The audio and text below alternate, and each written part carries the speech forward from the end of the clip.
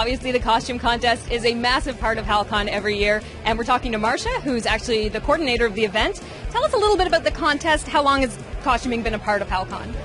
Costuming has always been a part of Hal-Con. I've been running the contest since the first year, which is a whole 3 years ago. Very exciting. And, it's amazing. It's a huge deal.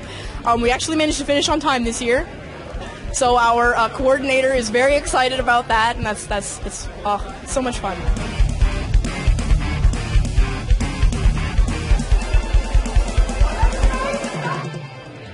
I am terrified right now. It's your first time at Hal-Con? No. Actually, I'm a veteran from the original Hal-Con back in the 80s.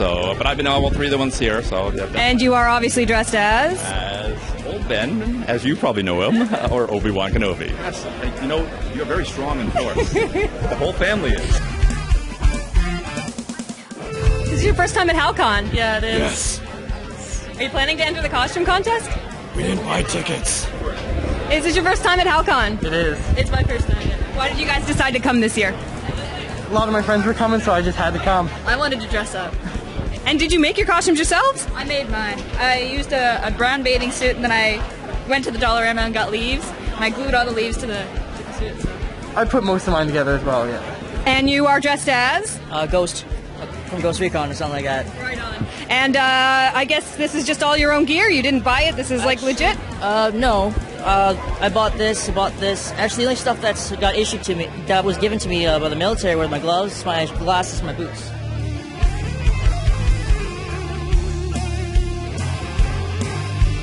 How active is the cosplay scene in Halifax? Very.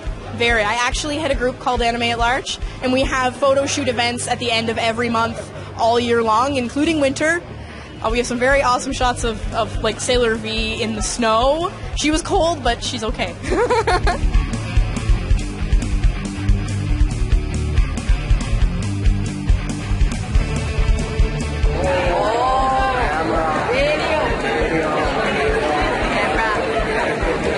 Why'd you decide to come out this year?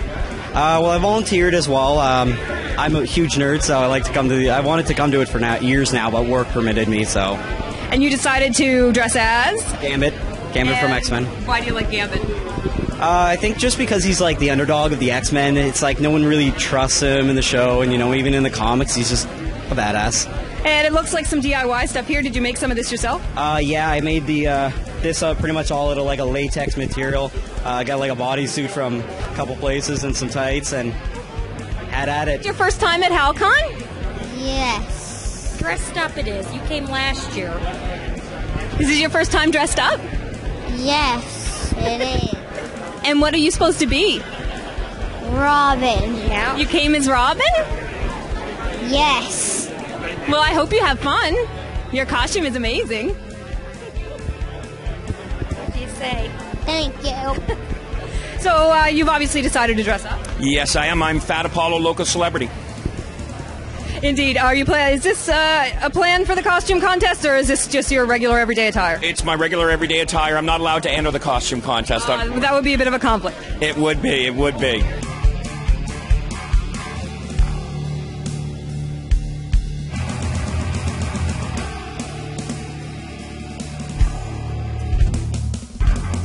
Can you tell us a little bit about the different categories? There's a skill level competition for craftsmanship, which is novice, intermediate, masters. And then there is a presentation category for people who purchase their costumes, because the skill in wearing a costume well is still a skill. So this is your first time at Hal-Con? No, this is my third time. Why do you keep coming back? I don't know, cause I like it because it's a local convention, and Hal-Con was my first convention that I've ever been to, so I really enjoy it. And you are dressed as? Chitara from Thundercats.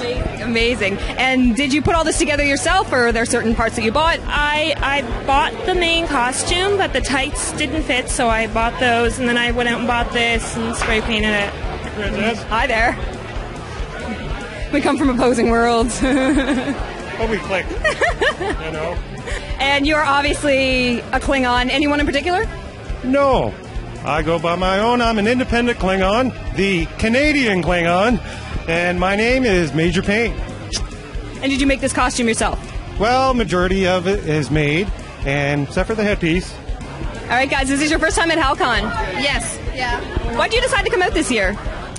We went last year I took her to Anna-Maritime in New Brunswick, and she loved it, so we all decided we were all going to come. And what are you dressed as today? I am Alice from Alice Madness Returns, the video game. And I am the female maid version of a character from a webcomic called Homestuck.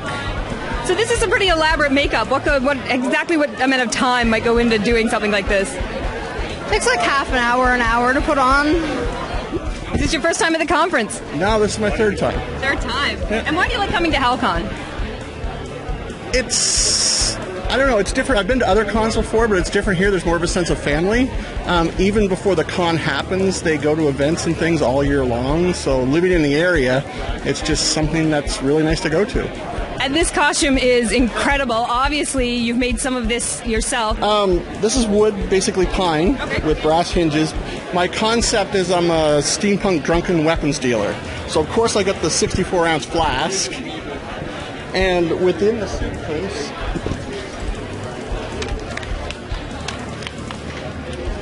I have all the various weapons that you would sell. That's amazing. That's amazing.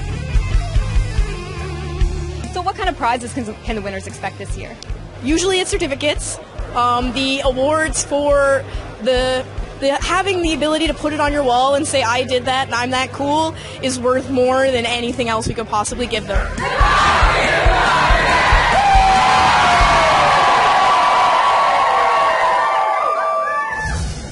And welcome back to Hal-Con. It takes a lot of work and planning to get an event like this off the ground. To find out just how much, we had the chance to sit down with Cassie Williams.